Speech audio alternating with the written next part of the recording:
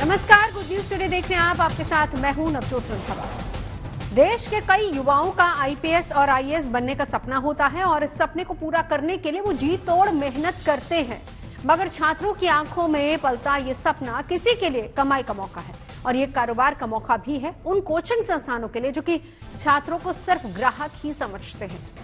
ये कारोबार है उन मकान मालिकों के लिए जिन्होंने तंग कमरों को पीजी का नाम दे दिया। कमरे भी ऐसे हैं जहां पर सूरज की रोशनी तक नहीं पहुंचती। इसी से यह समझा जा सकता है कि अपने सपने को पूरा करने के लिए एक युवा कितनी कुर्बानियां देता है। यहां मंथली मोटा पैसा खर्च करने के बाद भी छात्रों को बेसिक सुविधाएं नहीं मिल पाती। आवाज उठाने पर कमरा खाली करने की धमकी दी जाती है। बस इसी डर और चुप्पी के बीच ये कारोबार फल फूल रहा है। लेकिन आज हम आपको दिखाएंगे कैसे मुश्किल हालात में छात्र तैयारी करते हैं। साथ ही जानने की कोशिश करेंगे कि कैसे शिक्षा को कारोबार में बदला जा रहा है और किस तरह सुनहरे भविष्य के सपने दिखाकर इन युवाओं का वर्तमान लूटा जा रहा है। तो आज इन्हीं सवालों के इर्द गिर्द होगी हमारी आज की चर्चा। शुरुआत करें उससे पहले आपको ये रिपोर्ट दिखाते हैं।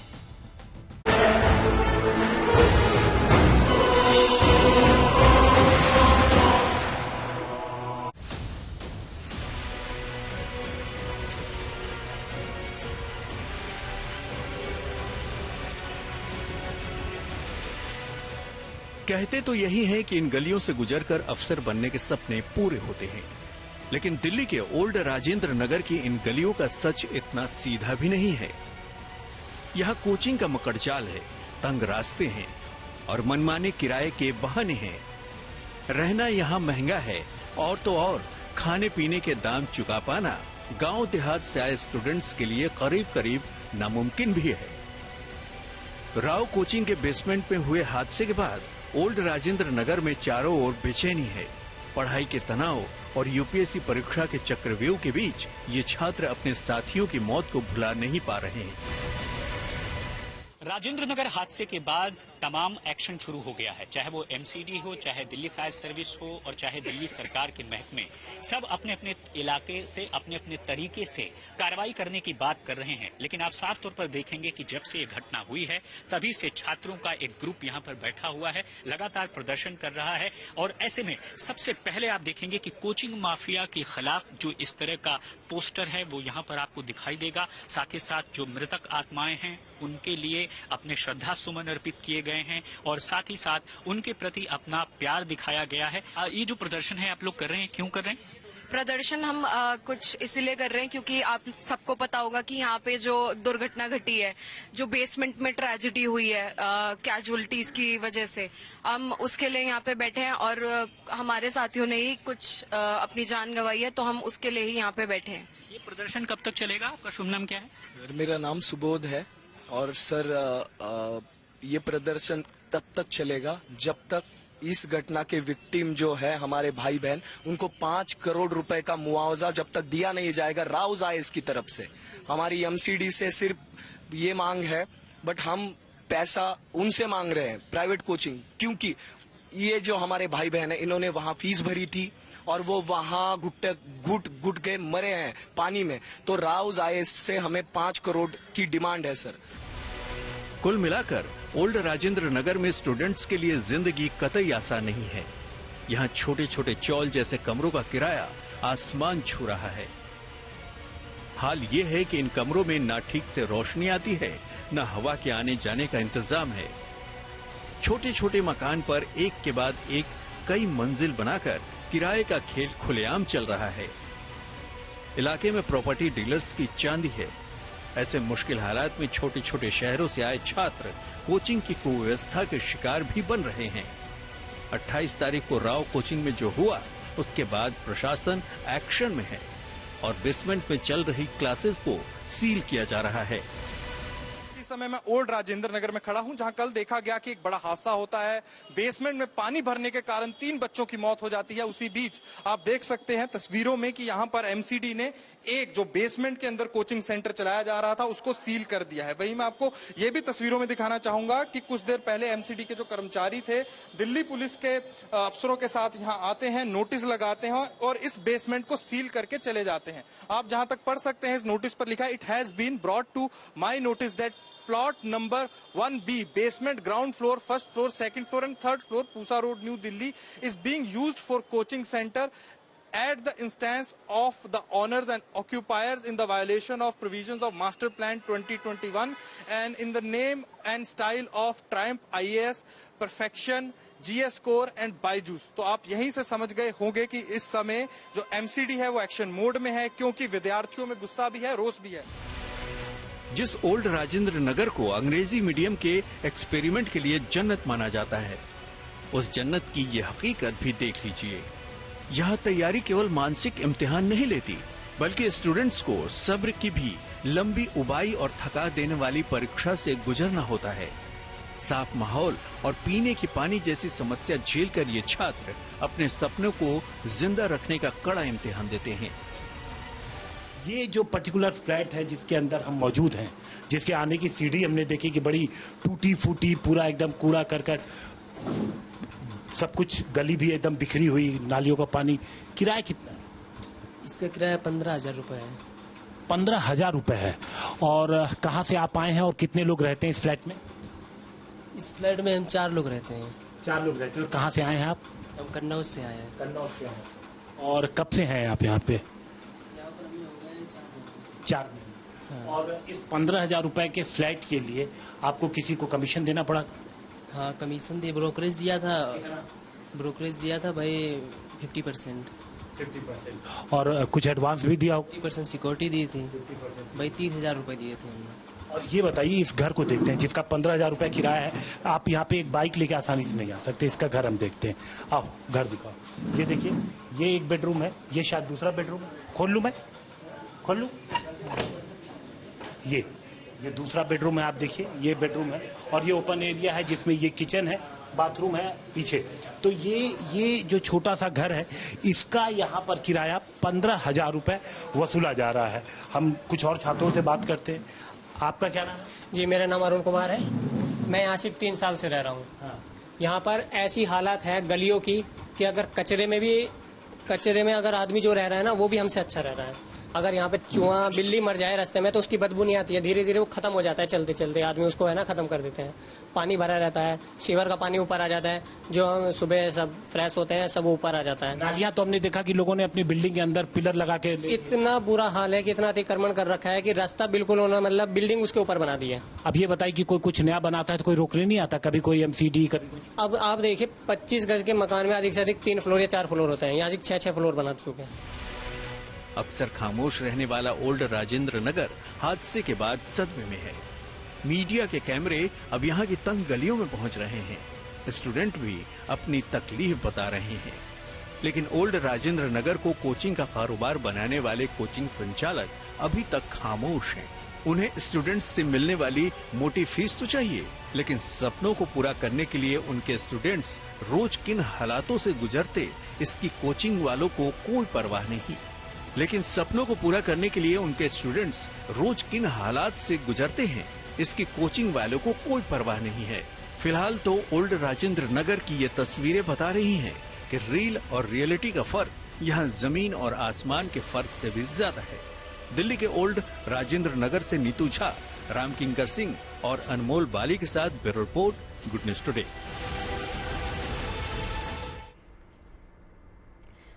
तमाम खास मेहमान हमारे साथ जुड़ चुके हैं। चलिए हम चर्चा की शुरुआत यहीं से करेंगे। शिवखेड़ा जी एजुकेशनिस्ट हमारे साथ हैं, जगदीश मंबियन हमारे साथ है, फॉर्मर एमसीडी चेयरमैन हैं।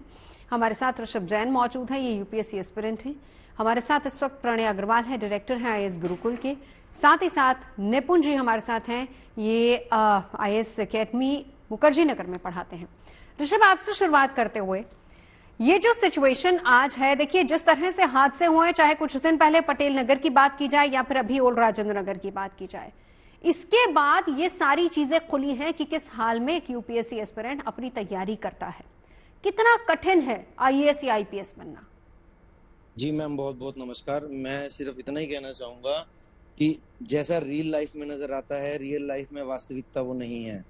सिर्फ रील्स के अंदर दिखाया जाता है कि यूपीएससी एस्पिरेंट का जीवन बहुत उच्च कोटि का है, बहुत अच्छे से जीवन जी रहा है, परंतु वास्तविकता कुछ और है। जब हम लोग अपना घर, अपना परिवार, अपना शहर छोड़ के दिल्ली जैसे शहर में, जो देश की राजधानी है, वहां आते हैं, आप कहाँ तो से हैं? जी मैम, मैं वेस्टर्न यूपी से हूँ। वेस्टर्न यूपी से कहाँ से? Ma'am Baraut, Meerut district. Ma'am जब हम लोग दिल्ली शहर में आते हैं तो ये सोच के आते हैं कि देश की राजधानी है, वहाँ हम भी अपने सपनों को पूरा कर पाएंगे। परंतु मैम जब हम दिल्ली में आते हैं तो हमें तरह तरह के माफियाओं से जूझना पड़ता है, जिसके अंदर coaching mafia, room rent mafia, उसके बाद मैम ब्रोकरेज, तरह तरह की असुविधाओं का सामना करना पड़ता है।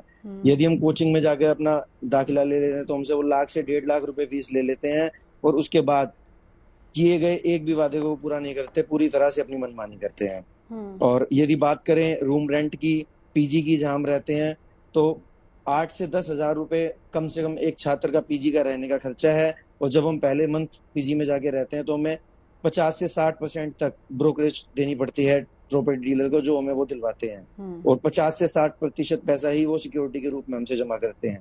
उसके बावजूद भी हमें एक बहुत ही मतलब निम्न स्तर से भी नीचे का जो एक कमरा होता है वो दिया जाता है। शायद हमारे घरों में उतना बड़ा वॉशरूम होता है, उतना बड़ा हमें कमरा दिया जाता है जिसमें हमें रहना पड़ता है, पढ़ना भी है, सोना भी है, सभी काम हमें उसी में करने हैं। और खाने में भी मैम इतना बुरा खाना दिया जाता है, ऐसी गुणवत्ता का खाना दिया जाता है कि बस गुजारा ही कर सकता है एक स्टूडेंट रह करके, इससे ज्यादा कुछ भी नहीं। और इसके अलावा भी मैम बहुत सारी असुविधाओं का सामना करना पड़ता है। बरसात के मौसम में मुखर्जी नगर क्षेत्र के अंदर 3-3 फुट तक पानी भर जाता है, 3.5 फुट पानी भर जाता है और लगभग मुखर्जी नगर डूब ही जाता है। और जिन दिनों बरसात होती है उन दिनों कोचिंग संस्थान, मार्केट सब बंद हो जाता है। जी मैम। बिल्कुल। प्रणय जी, प्रणय अग्रवाल से अगला सवाल करूंगी। प्रणय जी, आपने सुना, बहुत आसान नहीं है।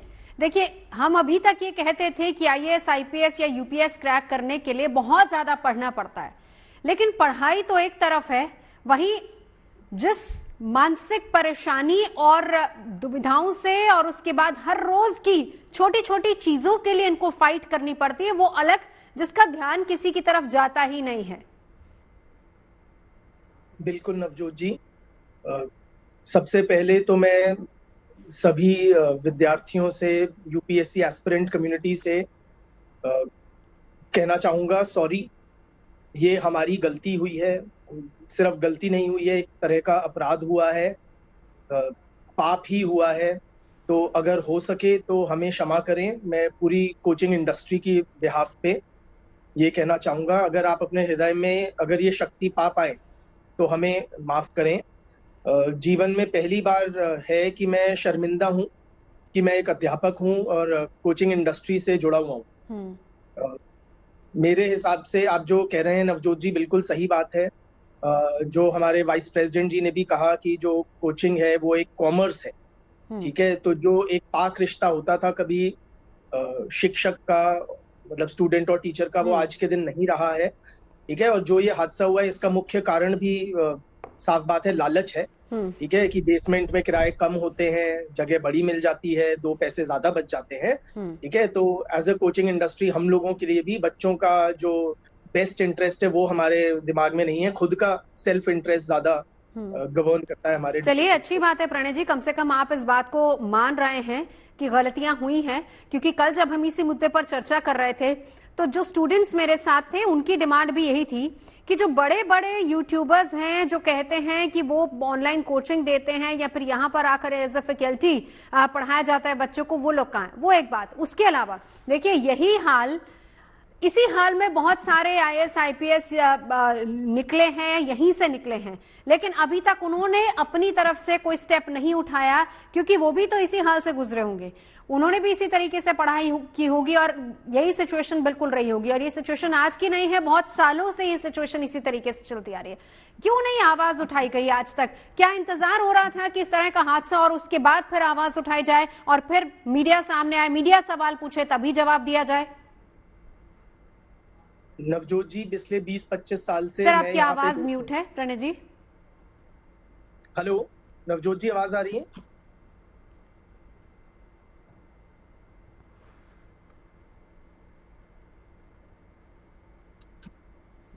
प्रणय जी, मेरी आवाज आ रही है अब तक? हाँ, मुझे आ रही है, आपको आ रही है आवाज? जी जी जी सर, सुन पा रही हूँ, अपनी बात रखिए सर।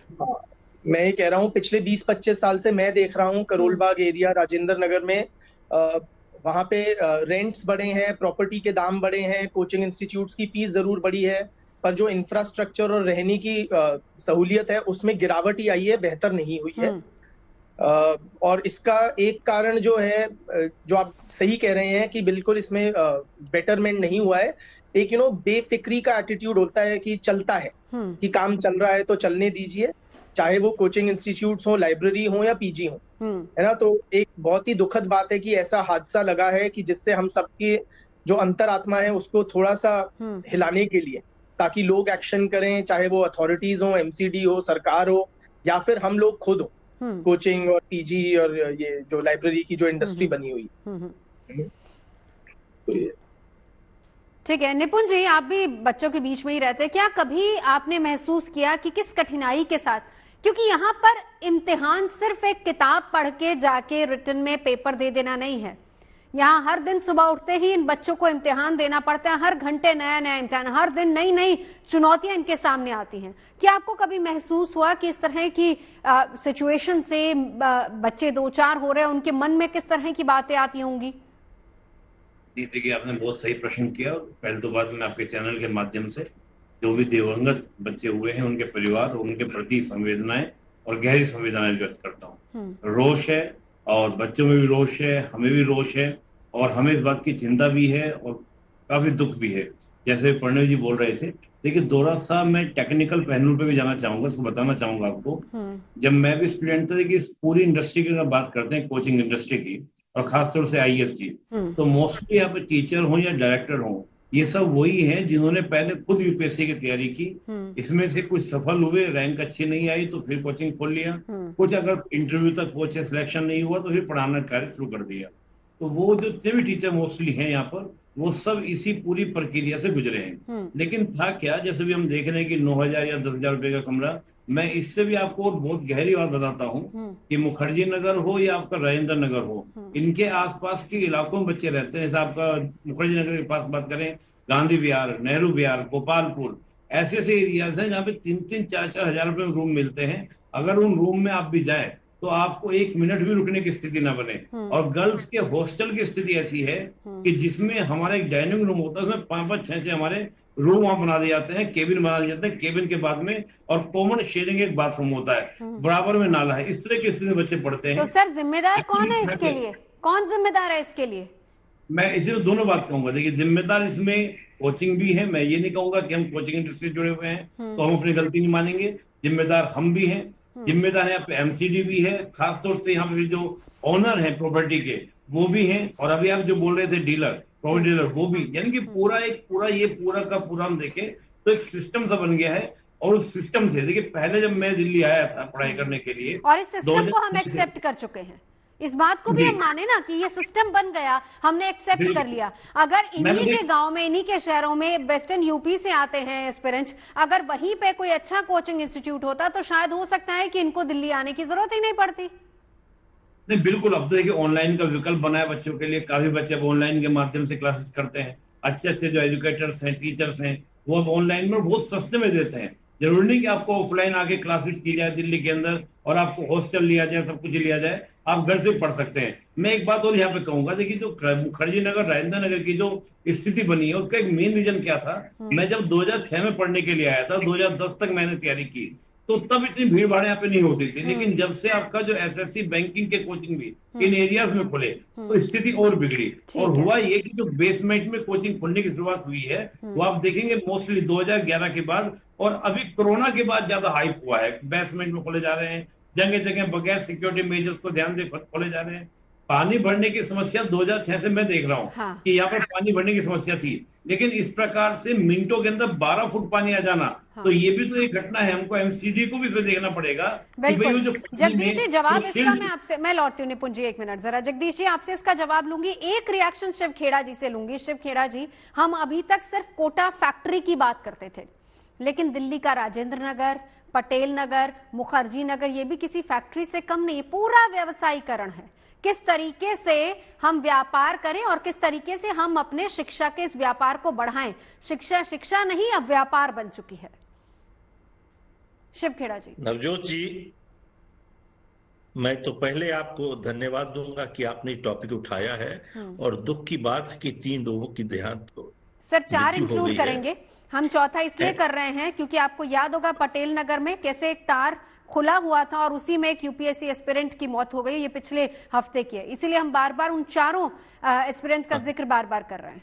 जी जी जी, बिल्कुल बिल्कुल ठीक है। लेकिन नवजोत जी, ऐसा है, ये समस्या जो है आज की नई नहीं है, 75 साल से चल रही है।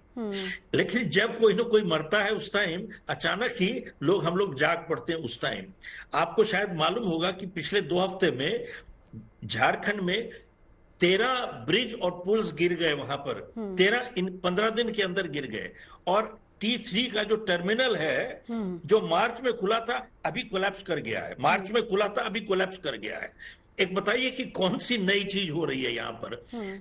मार्च में टर्मिनल खुला है अभी कोलैप्स कर गया। 15 पुल गिर गए झारखंड में। तो ये जो हादसा हुआ है कौन सी नई चीज है।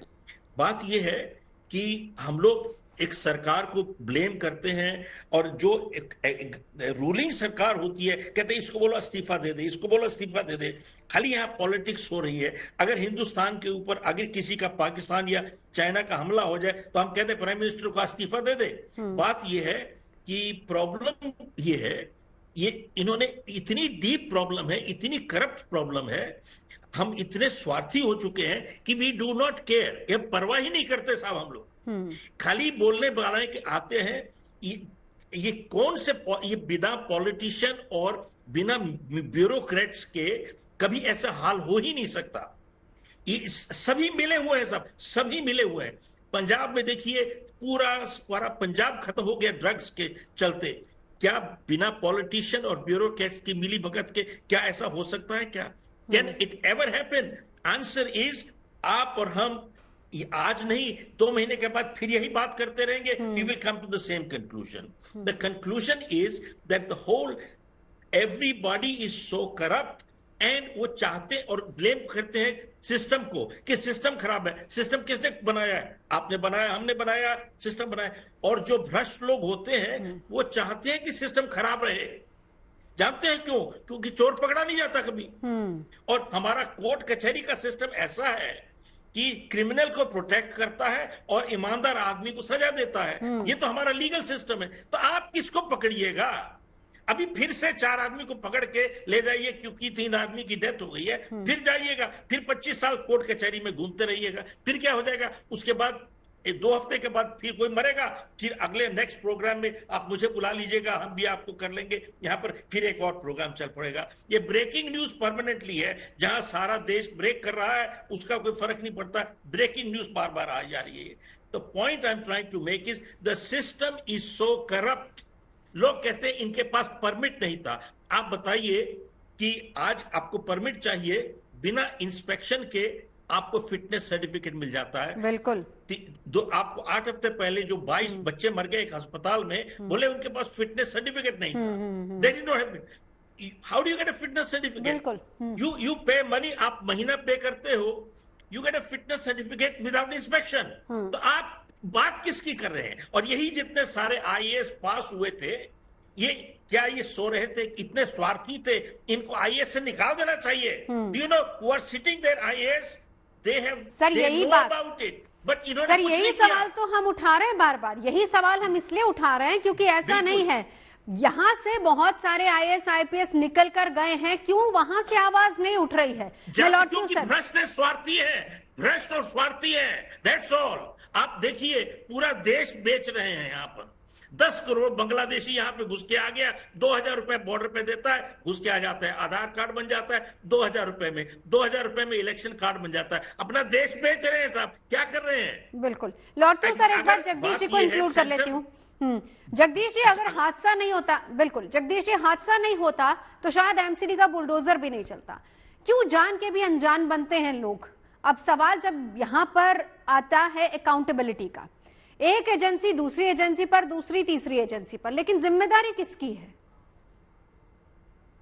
देखिए बात यह है कि पिछले साल भी गुरु तेग बहादुर नगर में हुआ, थोड़ी एक्टिविटी हुई, कोर्ट ने सो मोटो जो है कुछ डायरेक्शंस दिए, कुछ एक्शन कराए, कुछ सर्वे कराए। जो मसला है मूल उसको कोई समझ ही नहीं रहा, उसको कोई बात ही नहीं कर रहा। पहली बात तो ये है कि जो मास्टर प्लान है और जो बिल्डिंग बायलॉस है वो कोचिंग इंस्टीट्यूट को रेजिडेंशियल कैटेगरी में मानते हैं। रेजिडेंशियल कैटेगरी में बेसमेंट भी अलाउ है। इस केस में तो सिर्फ मिसयूज ऑफ बेसमेंट है कि वो लाइब्रेरी में उन्होंने सिटिंग अरेंजमेंट किया, दैट इज मिसयूज ओनली। और मिसयूज का फाइन होता है। तो कानूनी तरीके से तो कोई नियम का तोड़ना हुआ ही नहीं। सबसे इम्पोर्टेंट बात यह है कि दिल्ली का बिल्डिंग बाय लॉज तय करता है डीडीए, और डीडीए में जो ऑफिसर्स आते हैं, वाइस चेयरमैन आते हैं, वो कहीं चंडीगढ़ से भी आते हैं, कर्नाटक से भी आते हैं, कहीं आंध्र से भी आते हैं, और वो दिल्ली के बिल्डिंग बाय लॉज बनाते हैं, सेंटर नोटिफाई करता है, एमसीडी का काम है उसको इम्प्लीमेंट करना। अब आप मुझे ये बताइए, पीछे जब गुरु तेग बहादुर नगर में हुआ और कोर्ट ने कहा कि ये कोचिंग इंस्टीट्यूट पे कार्रवाई करो, कार्रवाई क्यों नहीं हो पाई? कार्रवाई इसलिए नहीं हो पाई कि लॉ ये कहता है कि रेजिडेंशियल में कोचिंग इंस्टीट्यूट हो सकते हैं, लॉ ये कहता है कि बेसमेंट हो सकते हैं। तो जो एमसीडी ने सर्वे भी किए, घर घर गई कोचिंग इंस्टीट्यूट में, क्या पूछेंगे उनसे? फायर एनओसी की जरूरत नहीं है, आपने मास्टर प्लान में लिखा है कि फायर एनओसी की जरूरत नहीं है, पुलिस एनओसी की जरूरत नहीं है।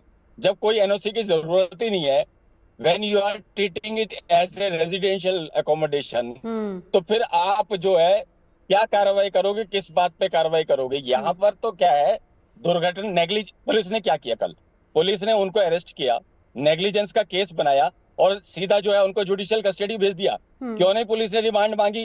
रिमांड मांगते पूछते कि भैया इसमें लेन देन में तुम पुलिस वालों को देते हो, तुम एमसीडी को देते हो। भाई जब कोचिंग इंस्टीट्यूट चल रहा है तो सड़क पर गाड़ियां खड़ी होती होंगी, वो पुलिस कार्रवाई करे न करे इसके लिए पैसे दिए जाते होंगे।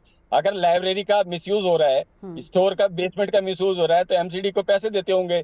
तो क्यों नहीं रिमांड लेके उन सारों को घेराबंदी करके उनको मुकदमे में इकट्ठा किया? क्योंकि स्थानीय पुलिस भी ये जानती थी कि हिस्सेदारी सबकी है। अब सबकी हिस्सेदारी से बचने का आसान तरीका है कि जुडिशियल कस्टडी भेज दो, न पूछेंगे उनसे, न किसी के चेहरे बेनकाब होंगे।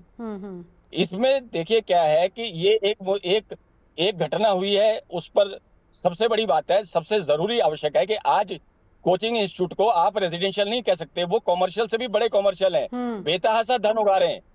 इतनी बड़ी वो बन गई है आज, वो पैसे की मंडी बन गई है कि आप उसको रेजिडेंशियल, पहले जमाने में ये होता था कि भाई बच्ची पढ़ रही है, ग्रेजुएशन में है, एमए में है, बेटी या बेटा, वो 5-7 बच्चों का ट्यूशन करते थे, कोचिंग देते थे, वो घर के आर्थिक खर्चे के लिए और अपने खर्चे के लिए, तो इसलिए वो रेजिडेंशियल था।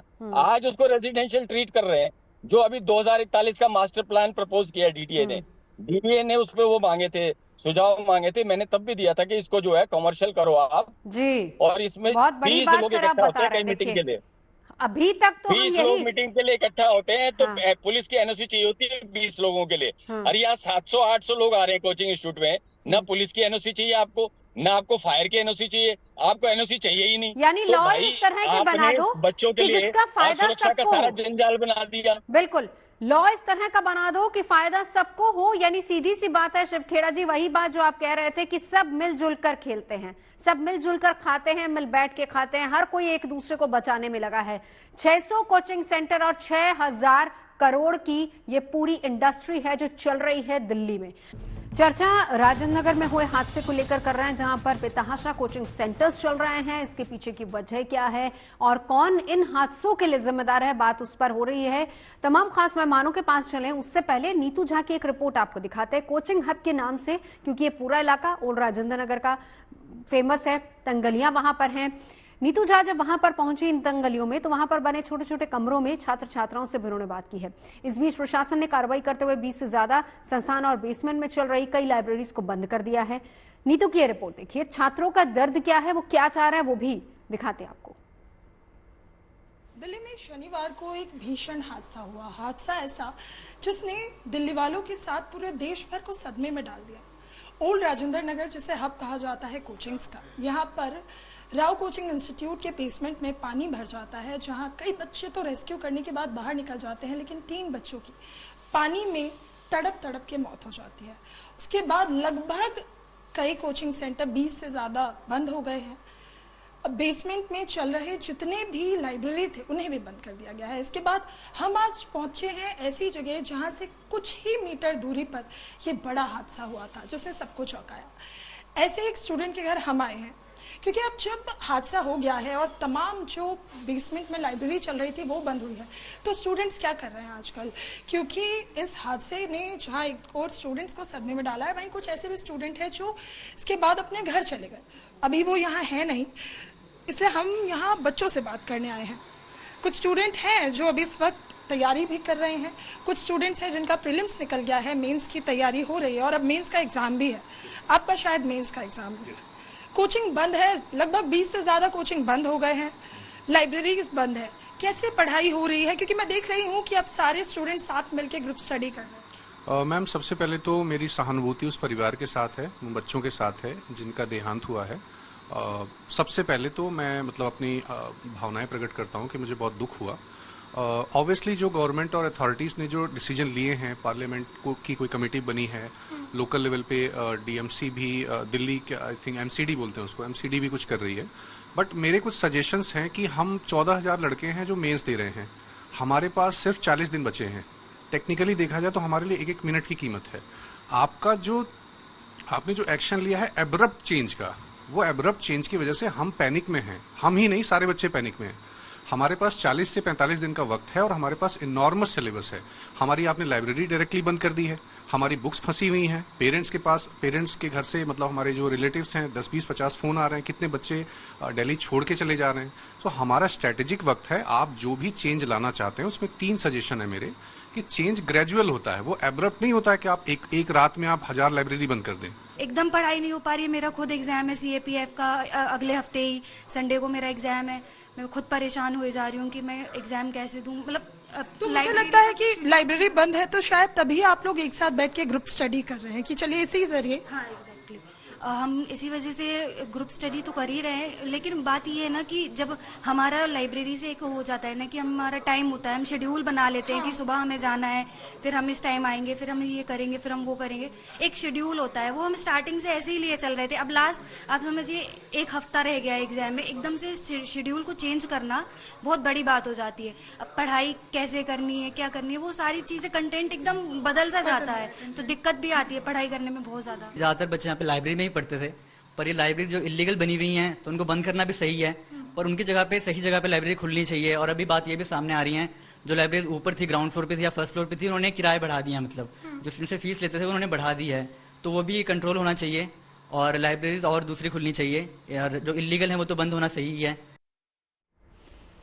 तमाम खास मेहमान हमारे साथ बने हैं। बच्चों का भी अपना दर्द है और साथ ही साथ यहाँ पर जो यूपीएससी एस्पिरेंट है ऋषभ, उनसे तो बात करेंगे। लेकिन प्रणव अग्रवाल जी, एक चीज ये बताइए कि लाइब्रेरी बंद हुई, ये क्योंकि कार्रवाई हुई इसलिए लाइब्रेरी बंद हुई, रेट्स बढ़ा देना, कहाँ शिफ्ट करना, ये कौन डिसाइड करता है? नवजोत जी, देखिए ये सारे जो भी कोचिंग इंडस्ट्री है, ये सारे प्राइवेट प्रॉफिट ड्रिवन एस्टैब्लिशमेंट्स हैं, चाहे कोचिंग हो, लाइब्रेरी हो या कुछ हो। तो इसका जो भी डिसीजन होगा कि कहाँ शिफ्ट करना है, उसके जो रिस्पेक्टिव उस संस्थान के डायरेक्टर्स या ओनर्स होंगे, उनका निर्णय रहता है। और उसमें जो मुख्य फैक्टर रहता है वो भी प्रॉफिट रहता है, ठीक है, कि कहाँ पे हमारी लाइब्रेरी की विजिबिलिटी ज्यादा होगी, बच्चों की आने की सुविधा होगी, किराए कम होंगे, ये सब मुख्य उसमें वो देखा जाता है और इसी तरीके से सारे निर्णय लिए जाते हैं। सर, एक चीज और बताइए कि जब इस तरह के कोचिंग इंस्टीट्यूट्स खुलते हैं, जाहिर सी बात है कि आपके लिए जो ग्राहक है, वो, मैं ग्राहक इसलिए कह रही हूँ क्योंकि आजकल ग्राहक ही बन गए हैं सारे जो स्टूडेंट्स हैं, तो वो स्टूडेंट्स हैं। अब इंस्टीट्यूट में एक स्टूडेंट एडमिशन लेता है तो क्या इस बात को आपकी तरफ से या तमाम दूसरे इंस्टीट्यूट की तरफ से सुनिश्चित किया जाता है कि बच्चा रहेगा कहाँ? कुछ गाइडेंस आप लोग देते हैं? अगर देते हैं तो क्या आप उन तमाम इलाकों को परखते हैं, देखते हैं वहां पर सुविधाएं कैसी हैं या नहीं है, या किसी बच्चे ने आपको आकर अपनी आपबीती बताई हो? नवजोत जी, देखिए पर्सनल लेवल पे जितना हो सकता है एज एन इंस्टीट्यूट या as an individual, as a teacher, हम लोग उनको गाइड करते हैं जितना हमारी लिमिटेड नॉलेज होती है। परंतु फ्रैंकली इस चीज को लेके उनके रहने नॉलेज लिमिटेड तो नहीं मानी जा सकती, क्योंकि अगर एक एरिया में एक इंस्टीट्यूट खुलता है, जाहिर सी बात है कि उसकी पूरी आसपास की रेकी करके आप लोग बहुत अच्छे से सारे इंस्टीट्यूट ओनर्स वाकिफ होते हैं, कहाँ खोलना है कहाँ नहीं खोलना है, ये तो पहले से तय होता है, किस मेट्रो स्टेशन के नीचे खुलेगा ताकि बच्चों के लिए इजी कम्यूट हो जाए, ये सारी चीजें तो देख परख के खोली जाती है ना। बिल्कुल बिल्कुल नवजोत जी, देख परख के खोली जाती है, पर जहां तक कि बच्चों के रहने वगैरह की व्यवस्था है, वो सारा पीजी वगैरह की एक रिलेटेड पैरेलल इकोनॉमी साथ में चल रही है।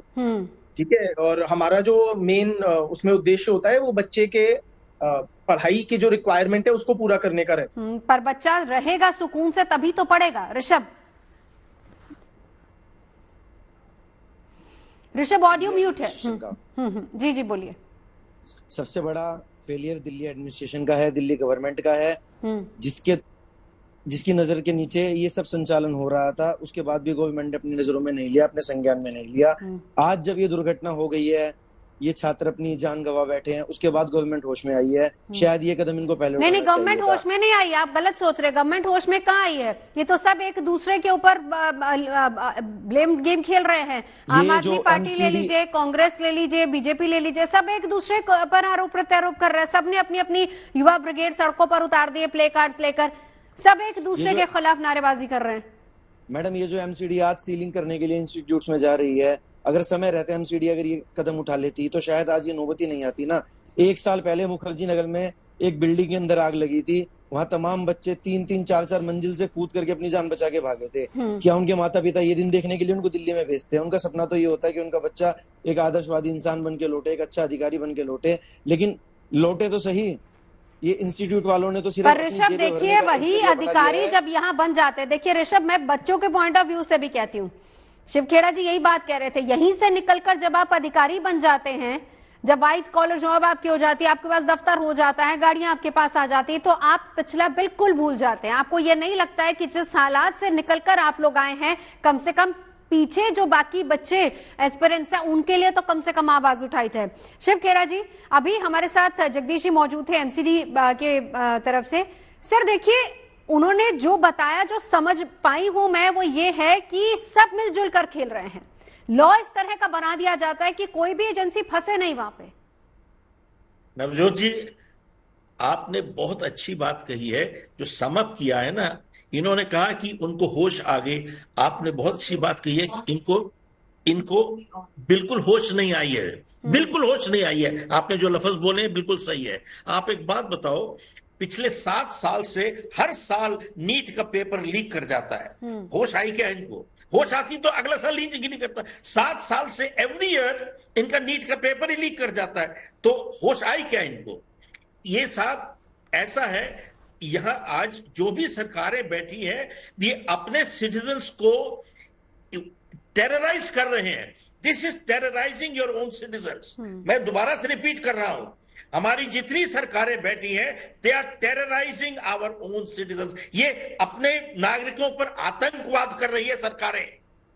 ध्यान से दीजिएगा जो लफ्ज मैं बोल रहा हूं आपको। दिस इज आतंकवाद on our citizens by our government. ये government is incomplete, corrupt, they should be fired, they should be out. दुख की बात यह है, 50% आपके जो पार्लियामेंटेरियन इलेक्टेड ऑफिसर्स होते हैं, दे हैव क्रिमिनल रिकॉर्ड्स। ये क्या करेंगे काम? आप बताइए मुझे। अच्छे आदमी सही काम करेंगे, बेईमान क्रिमिनल कहां से ठीक काम करेंगे देश के लिए? तो आपने एक सेंटेंस में जो आपने जो बात कही है कि इनको कोई अकल नहीं आई है, I think that is the summing up of the entire thing. This government is corrupt, they do wrong, they have mal intentions, they are dishonest people. इनके डीएनए में भर गया है डीएनए। जब तक अच्छे आदमी नहीं आएंगे काम नहीं होगा। और एक अच्छा आदमी आ जाए, एक अच्छा आदमी आ जाए इस देश के लिए, एक आदमी सीधा कर देगा इस देश को। बिल्कुल। इट विल नॉट, 30 दिन से ज्यादा काम नहीं है। It will not take more than 30 days to straighten this country. 2 आदमी को पकड़ के लटका दिया जाए, उसके बाद सबकी होस्टी बिल्कुल। देखता हूं कौन सा गुंडा सामने खड़ा होता है। बिल्कुल। ऋषभ, ये बताइए, आदमी नहीं खड़ा होगा सामने, किसी की हिम्मत नहीं है।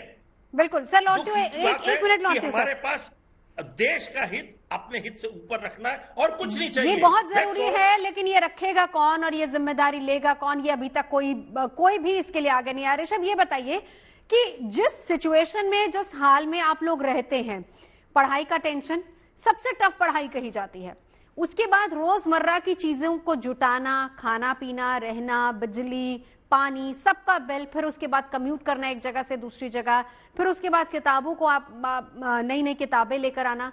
जब आप इतनी स्ट्रगल करते हैं, क्या आपके ग्रुप्स में तमाम एस्पिरेंट्स के बीच में ये बातचीत होती है कि अगर भाई हम निकल गए यहाँ से, अगर हम IAS IPS बन गए तो हमारी प्राथमिकता ये रहेगी कि कम से कम हम इस एरिया को ठीक कर दे, और कुछ नहीं तो इस इंस्टीट्यूट को और इस घर को या इस जहां हम रह रहे हैं वहीं पर कुछ कार्रवाई करें? कोई बात होती है इसको लेकर?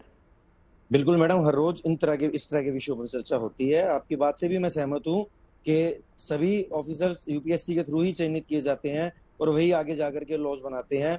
बट मैम, अगर देखा जाए तो UPSC ऐसे ऑफिसर्स भी देता है जो बिल्कुल ऑनेस्ट हैं, और ऐसे ऑफिसर्स भी हैं जो एक छत्र छाया के अंदर आकर के ग्रस्त हो जाते हैं। आप अशोक खेमका जी को देख सकते हैं, कितने ईमानदार ऑफिसर हैं वो भी UPSC की ही देन है। और एक झारखंड की एक ऑफिसर है, छत्तीसगढ़ की ऑफिसर, मुझे उनका नाम रिकॉल नहीं हो रहा, मिस सिंगला, वो भी UPSC की ही देन है। दोनों की विचारधारा अलग अलग थी, परंतु ये कहना गलत होगा कि हर एक एस्पिरेंट, हर एक ऑफिसर ये सोचता है कि केवल मुझे जाकर के घूस लेनी है या कुछ भी करना है, इस तरह की एक्टिविटी में इन्वॉल्व होने नहीं। लेकिन बात यहाँ पर पॉलिसीज की है ना, जब पॉलिसीज बनाते तो ये तमाम अधिकारी पॉलिसी बनाते हैं ना। आप देखिए यहीं पर जगदीश जी चले गए, लेकिन उन्होंने बहुत अच्छी बात यहाँ पर ये बताई कि पॉलिसी इस तरह की बना दी गई है कि कोई भी अपराध के दायरे में आ ही नहीं सकता। आपका कोचिंग इंस्टीट्यूट अगर घर में खुला हुआ है तो उसकी भी परमिशन है, और जो स्टोर का इलाका है, स्टोर वो किसी भी रूप में हो सकता है, वो एक बुक स्टोर काइंड ऑफ भी हो सकता है जिसको लाइब्रेरी की शक्ल दे दी जाती है, और अगर कहीं कार्रवाई होगी तो दिखा दिया जाएगा कि ये तो जी स्टोर है। नहीं मैडम, ये कहना गलत होगा। आप 2024 की गाइडलाइंस देखिए, कोचिंग इंस्टीट्यूट रेगुलेशन गाइडलाइंस जो एजुकेशन मिनिस्ट्री के द्वारा जारी की गई है, 2024 में ही जनवरी में वो जारी की गई है। आप एक बार उन पे नजर मारिए और उसके अंदर जो भी प्रावधान दिए गए हैं आप उनको देखिए। इंस्टीट्यूट्स को उनको फॉलो करना बहुत जरूरी है। लेकिन ठीक है, लेकिन वो कितने फॉलो होते हैं? एक बार निपुण जी मैं आपके पास आना चाहूंगी, कितने रूल्स एंड रेगुलेशंस फॉलो होते हैं ये बताइए निपुण जी। तो बात ये कहूंगा कि NOC मिलती है, NOC होती है, फायर की भी होती है, तमाम चीजों की NOC होती है, और कई कोचिंग सेंटर बंद इसी सर बात वो NOC कैसे मिल रही है तो हम भी जान रहे हैं ना। एक ही इंस्टीट्यूट को आप नोटिस दे देते हैं, उससे कुछ ही महीनों बाद NOC दे देते हैं। मैं वही कह रहा हूँ कि कोचिंग के साथ में MCD हो, वहां पर पुलिस हो, या लैंडलॉर्ड यानी कि जिनका मकान लिया जाता है, या डीलर हो, ये सभी एक तरह से जुड़े हुए हैं। जैसे मैंने पहले आपको कहा, मोस्टली इस इंडस्ट्री में जुड़े जितने भी टीचर्स हैं वो सब पहले एस्पिरेंट रहे हैं, और मुझे लगता है कि आदत सी ऐसी बन गई है कि ठीक है हम भी ऐसे पढ़े हैं, आगे बच्चे भी ऐसे पढ़ रहे हैं, कोई नहीं सब ऐसा चल रहा है। मैं आप एक बात ये कहूंगा कि देखिए सबसे ज्यादा जरूरी क्या है, एक लॉ हो और केवल ये लिपापोती ना हो। आज हो क्या रहा है कि कोचिंग सेंटर की गलती है, कोचिंग सेंटर के विषय गुप्ता हो, DP सिंह जी हो, उन दोनों को तो आपने जेल में डाल दिया। बात है कि MCD की जिन अधिकारियों की गलती है, MCD की जो जिम्मेदारी लेती है, जो हमारी पॉलिटिकल एग्जीक्यूटिव बॉडी है, उसकी कोई जिम्मेदारी नहीं बनती। यहाँ पर सभी की, चाहे वहां पर रहने वाले जो लैंडलॉर्ड्स हैं, जो अपनी जमीन को देते हैं, अपने प्लॉट को देते हैं, अपनी बिल्डिंग को देते हैं, उनकी भी जिम्मेदारी है। लेकिन क्या कोचिंग सेंटर अपनी जिम्मेदारी निभा रहा है? जितने प्रोमिसेस आप लोग करते हैं, क्या आप उतनी फैसिलिटी देते हैं? देखिए आप भूल जाइए कि MCD है, DDA है इसमें, या फिर फायर सेफ्टी, कोई भी डिपार्टमेंट है, अगर हर डिपार्टमेंट अपनी जिम्मेदारी समझ लेना सर, वो सबसे बड़ी होती है। क्या आप लोग अपनी जिम्मेदारी मानते हैं? आप मानते हैं कि जितना पैसा आप लेते हैं आप उतनी फैसिलिटीज देते हैं? नवजोत जी, कोचिंग की तो पहली गलती है, प्रथम गलती है। हमको बच्चे अपना अभिभावक मानते हैं। हम भी जब बच्चे पढ़ते थे, हम भी स्टूडेंट थे, हम भी टीचर्स को अपना अभिभावक मानते हैं दिल्ली में आने के बाद। उनकी तो पहली गलती है। लेकिन बात ये समझने की है कि प्राइवेट इंडस्ट्री है, और प्राइवेट इंडस्ट्री में सब मिली भगत से कार्य हो रहा है। हम केवल एक इंडस्ट्री को, मैं मानता हूं, तो आवाज क्यों नहीं कोचिंग इंस्टीट्यूट्स की तरफ से उठती? अब देखिए कितने इंस्टीट्यूट्स हैं सर, कितने ज्यादा इंस्टीट्यूट्स हैं। आप लोग की भी तो सहूलियत है ना वहां पर, आप लोग के लिए भी बहुत इजी है परमिशन लेना, NOC लेना, कहीं भी आप लोग कोचिंग इंस्टीट्यूट खोल लेते हैं, ये भी आपके लिए बहुत इजी है ना। जी क्या होता है कि देखिए, मैं नहीं बोलूंगा, दूसरा नहीं बोलेगा, तीसरा नहीं बोलेगा, कौन पहल करे।